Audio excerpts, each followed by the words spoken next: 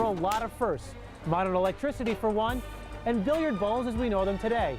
But wipe away this Albany original and we'd all be lost.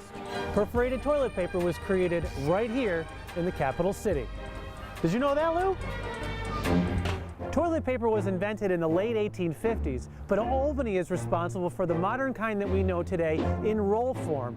In fact, just to prove how serious the inventor Seth Wheeler was, he left us diagrams from his 1891 patent solving the long debated argument over versus under. Flip over to snow. Under. Edition of Weekend Buzz. Over. Back here in 30 minutes. Over. And if it's under, I'm flipping it. Ah, come on, it's gotta be over. This evening, have a great night and be well. I'm bipartisan. The factory that it was first produced in still stands in Albany's warehouse district. At the time, it was called the Albany Perforated Wrapping Paper Company. And judging by that name, it made a variety of paper products. Now, you wouldn't know it by looking at it, but this is the birthplace of modern toilet paper. So we know that Seth Wheeler's factories are still around, but what about his home? Where did the toilet paper king of Albany rest his head each night? Well, it's right here on Lark Street.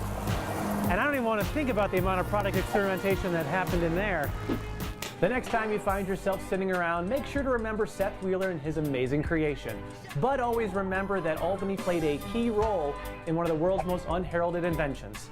And for the record, the patent clearly states the paper goes over. Unless you go by his other patent, where it says the paper goes under. The debate rages on. Are you done? With the Albany Archives, I'm Matt Millett for Spectrum News. I'm done.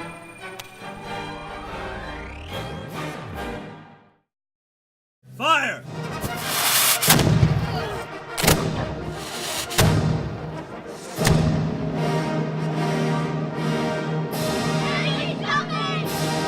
Fort Ticonderoga's history stretches from the beginning of the French and Indian War through the end of the American Revolution. To help showcase that expansive history, the fort is set up in a different time period each year. Hi, Beth. Hi. Hi, I'm Barry. Nice to meet you. Welcome. Super excited to be here, learn everything that goes on here. So what are we going to be doing? This year, 1781, and we are telling the story of the British Army and Navy that was here at Ticonderoga, and you are going to be able to work with them today. Excellent. I'm sure there's a lot of work to do, so let's get to it. Let's do it. All right. Okay, we're here with Alan. You're going to give us a little bit of what life is like here at the fort. So today we've got a regular sailor's ration of split peas that I've had soaking here for a little bit. They need a protein too. So what we have here is some beef. How often did the health department come by during the time? Not very often Yeah, at I didn't all. think so. Every day they got a gallon of beer, kind of like a supplement shake for the period. You know, you get a lot of carbs in that to keep you going for the day. Huh. That's what I've been telling people. They don't believe me though. So are these all the ingredients we're putting in? Yep, these are all the ingredients we have. You know, got like a bay leaf or something we can throw in here? Fortunately not. Now, while that was fun and I certainly learned a lot, I just didn't feel in character. But thankfully, the fort seamstress was on call. It does not go that way. There you go. Yeah, there you go. Okay, Nick, what are we doing here? So we're working on processing a log, a eastern white pine log, and turning it into a useful piece of timber. And we make notches all the way down our beam, and then we take our axe and hit it sideways, we call slabbing. Now come in from the other way, do the same thing. Yeah, I'm gonna be here all day. You might. How long is the shift in a normal day here? Sun up to sundown. Just angle the blade in a little bit more. Good, good. And there it is. You start to create the flat side. I'm signing up for a different job. Okay, I've been pressed into His Majesty's service, I guess. Yeah, I've been handed a rifle. A musket. A musket, my bad. Don't drop it. There we go. It belongs to the king. Yeah. All right? You're going to bite it right above the powder. You don't want to get the powder in your mouth. Tastes nasty. So bite it and spit it out. Don't be afraid. Spit it out. You're doing fine for a brand new recruit. Yeah, it's my first day, so. You're going to take aim out there. Okay. Fire. There's not a lot of kick on that. That's good, yeah. No, because we're using blanks. Yeah, true. Fire. And we come back just like that. Excellent. I can't chew this. Is that normal? Yeah, it's about normal. Okay.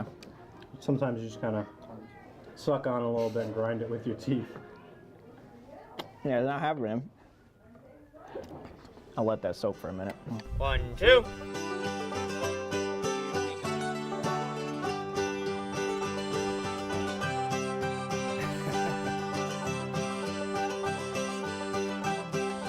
Okay, well, I can't thank you enough. This was amazing. Come back next year and we'll tell a whole other story and you can keep training. Perfect, I like it. All right, thank you so much. Have a great day. Thank you.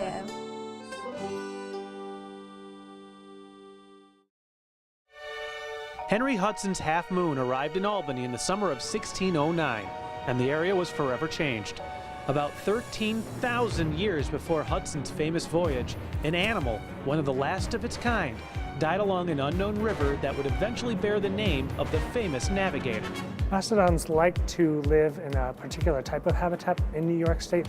They like to have lived in a boreal forest. Glacial cycles have covered the state with ice, and the ice has retreated. So the sediments and the fossils that we have of mastodon in New York are actually very recent. Fast forward to 1866. The Harmony Mill Company along the banks of the Cohoes Falls was being built, and in a hole in the ground, there was a mastodon. At first, just the jaw and a foot bone. As the foundation to Mill Number 3 continued to be excavated, more and more bones were found. James Hall, the director of the New York State Museum of Natural History, was instrumental in its excavation and acquisition. Hall went over and talked to the president of Harmony Mill Company, and they agreed that the museum would take that specimen over. All told, the skeleton has been on display for over 150 years. It was accompanied by two friends, the Temple Hill skeleton and a furry replica, who for the last 40 years has been lording over the Cohoes Library. The mastodons didn't just sit around and look pretty, though. They've been telling us stories about their lives. Looking specifically at the right jaw and at the left temple area, we know that this mastodon was in 2 separate fights throughout his life. It was a death blow to the temple by a rival male's tusks that did him in. And speaking of temple, both the Cohoes and the Temple Hill were dismantled and put into storage up in the collections. The Cohoes skeleton was put back up in the 1990s, but the Temple Hill skeleton stayed hidden away. On the 3rd floor of the State Museum is an archival maze brimming with oddities from New York's past. This is the zoology collections range. This has skeletons of mammals and skeletons of the Ice Age vertebrates. And in fact, this is the skeleton of the Temple Hill mastodon, the mastodon that was on display with the Cohoes from the 1920s to about 1975. The Cohoes mastodon, though, still stands today, a reflection of the animal's strong history and stature.